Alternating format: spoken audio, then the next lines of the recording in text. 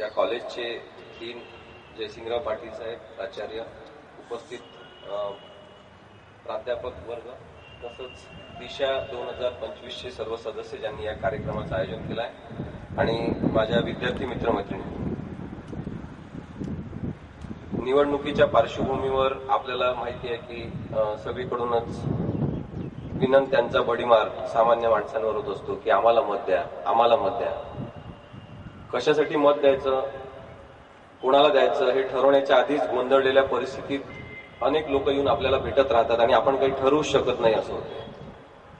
बरेचदा आपल्या घरातले काहीतरी ठरवतात म्हणून तसंच ठरवून आपण त्या पक्षाला किंवा त्या व्यक्तीला मत देतो. पण आपण स्वतः लोकशाहीचा विचार करतो का, हा प्रश्न स्वतःला विचारला पाहिजे असं आम्हाला सगळ्यांना वाटलं. आपल्याला पण ते वाटलं पाहिजे असं लक्षात आल्यावर आम्हाला वाटलं की आपण सगळ्या लोकांपर्यंत हा विचार पोहोचवायला पाहिजे. आपल्या भारतीय संस्कृतीमध्ये अशी पद्धत आहे की त्या घरातला पुरुष जे ठरवेल त्याचप्रमाणे त्या घरातल्या स्त्रियांनी पण मत द्यायचं, त्याच पक्षाला, त्याच व्यक्तीला द्यायचं. त्याच्यामध्ये बरेचदा स्त्रियांची भूमिका काय असते, त्यांनी काय ठरवून मत दिलेलं असते, मुलींनी काय ठरवून मत दिलेलं असते, याच्याबद्दल आपण काही विचारत पण नाही आणि विचार पण करत नाही. म्हणजे आपण सहभागी लोकशाही आहे का हा प्रश्न जर लक्षात घ्यायचा असेल तर आपल्याला कोणत्या राजकीय पक्षाची निवड करायची, कोणत्या व्यक्तीची निवड करायची याच्याबद्दल चर्चा करून निर्णय घेण्याचं पण स्वातंत्र्य नाही एकीकडे, किंवा ते तशा प्रकारे चर्चा करून काहीतरी आपण ठरवणं हे आवश्यक पण नाही असं आपल्याला वाटते. एवढी उदासीनता पण एका बाजूला आपल्यामध्ये आहे असं दिसते. आजकाल काही टीव्ही चॅनल्सवर ते वेगळ्या नावांनी कार्यक्रम सुरू आहेत आणि ते असं कॉलेजच्या मुलांना जमवतात. तुम्ही पाहिलं असेल, बघितलं की नाही तुम्ही? ते कॉलेजच्या मुलांना जमवतात असं आणि मग ते माईक घेतलेल्या काही मुली त्यांच्या असतात टीव्ही चॅनलवरच्या, त्या विचारतात तुम्ही कोणाला मत देणार, तुम्ही का मत देणार, आणि मग ते असे दोन लोकांचे नावं दोन राजकीय पक्षाच्या सातत्याने घेतात. आम्ही यांना देऊ, आम्ही त्यांना देऊ, कारण ते फार छान आहे, ते चांगलं असं असं करतात. नेमकेपणाने कोणीच काही सांगत नाही. आणि म्हणून आम्हाला असं वाटतं की लोकशाहीचा विचार झाला पाहिजे. म्हणजे आता आपल्या इथे कॉलेजचे सगळे प्रमुख व्यक्ती बसलेले आहेत, तर आपली अशी एखादी इन्स्टिट्यूट आहे का की डेमोक्रॅटिक ट्रेनिंग देणारी इन्स्टिट्यूट आणि त्याच्यामध्ये सगळेजण फी वगैरे भरून ऍडमिशन घेतील, असं होऊ शकते का? तुमचे आई वडील 2-2 लाख रुपये खर्च करून डेमोक्रेसी शिका याच्यासाठी तुम्हाला पैसे देतील का? नाही देणार. कारण की लोकशाही ही आपण एक फालतू करून टाकलेली गोष्ट आहे. आपण स्वतः त्याला फालतू ठरवलं की याच्याबद्दल शिकायची पण गरज नाही, याच्याबद्दल विचार करायची पण गरज नाही. आपण वेगवेगळ्या प्रकारचे कोर्सेस असे करायचे ज्यातून आपण पैसे कमवू शकलो पाहिजे. लोकशाही शिकल्यावर मी काय पैसे कमवणार आहे का? चांगलं नागरिक होण्याबद्दलचं प्रशिक्षण देण्याला आपल्या शिक्षण पद्धतीमध्ये महत्व नाही आणि ते दुर्दैव आहे असं आपल्याला वाटत नाही. याच्याबद्दलचे काही प्रश्न उभे करणं हे आमचं काम आहे असं आम्हाला वाटतं. अनेकदा राजकीय विषय नकोच, आपल्याला राजकारणाबद्दल चर्चाच करायची नाही असं आपण सगळ्यांनी ठरवलेलं आहे. पद्धतीने आपण का वागतो? राजकारणाबद्दल विचार करणं म्हणजे प्रत्यक्ष राजकीय पक्षात जाणंच आहे का? एखाद्या पक्षाची बाजू घेणं म्हणजेच राजकारण आहे का? समाजाचा व्यापक विचार करणं हा राजकारणाचा भाग असू शकत नाही का? हे प्रश्न तुमच्या मनात येतात की नाही हे मला आपल्याला या निमित्ताने विचारायचं आहे. लोकशाहीचा मला स्पर्श होतो का? लोकशाहीशी काही माझं घेणं देणं आहे का?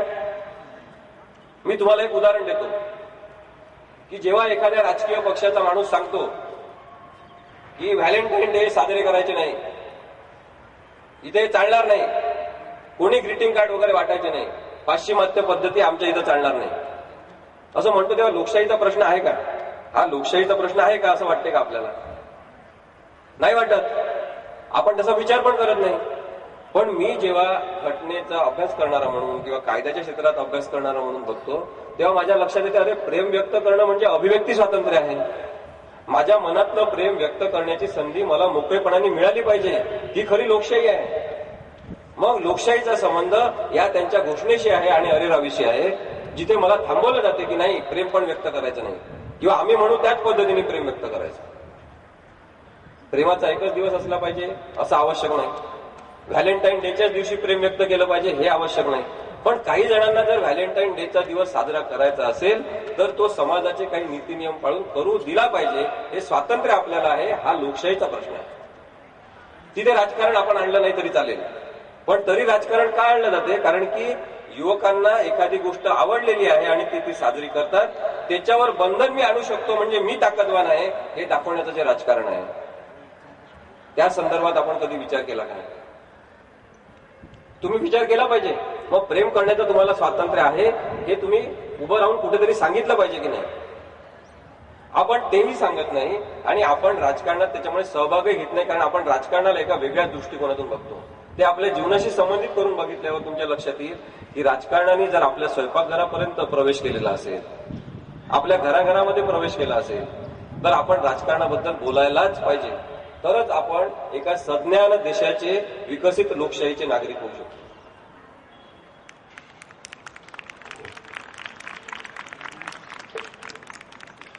लोकशाही व्यवस्था जी आहे ती आपण अशी स्वीकारलेली आहे की आपण लोकप्रतिनिधींच्या माध्यमातून लोकशाही अशी स्वीकारलेली आहे की आपण काही लोकांना निवडून देणार आणि ते नंतर आपले प्रतिनिधी म्हणून काम करणार. आता जे वेगवेगळ्या आंदोलनातले चळवळीतले लोक म्हणतात, जे महात्मा गांधी म्हणतो ते म्हणजे हा जो स्वराज्याकडून सुराज्याकडे आहे, हे जे शब्द आहेत हे महात्मा गांधींनी म्हटलेले आहेत की स्वराज्य पाहिजे, सुराज्य पाहिजे. लोकमान्य टिळकांनी पण म्हटलेलं आहे. पण आपण काही लोकांकडे परत कलुषित दृष्टिकोनातून बघण्याचा इतिहास जोपासत आल्यामुळे आपण त्या माणसांकडे पण त्या दृष्टिकोनातून बघतो. मग डेमोक्रॅटिक फॉर्म जो आहे रिप्रेझेंटेटिव्ह डेमोक्रेसीचा, ज्याच्यामध्ये लोकप्रतिनिधी आपण निवडून देतो, त्या लोकप्रतिनिधींना आपण प्रश्न विचारले पाहिजे, त्यांच्यासमोर प्रश्न उभे केले पाहिजे, त्यांना जाऊन आपण भेटलं पाहिजे, त्यांच्या कामकाजाची आपण माहिती घेतली पाहिजे. याच्याबद्दलही आपण कधीही खूप जास्त उत्साह दाखवत नाही.